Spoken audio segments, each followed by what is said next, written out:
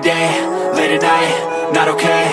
All I want, and I pray, all I need are some better days. Fuck me, I'm looking in the mirror, so foggy, but I've never seen clearer. I don't really think anyone can save me, and honestly I'm not really sure I want saving. I like to be my own worst enemy. There's no risk if you don't try at anything, so I'ma just keep buying everything. See you in the next life, have to be a better me. I don't think that my head's on straight, gotta flip it and grip it and go and get an x-ray.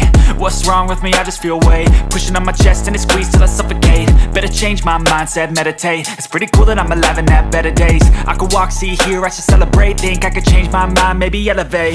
Living life, every day, late at night, not okay.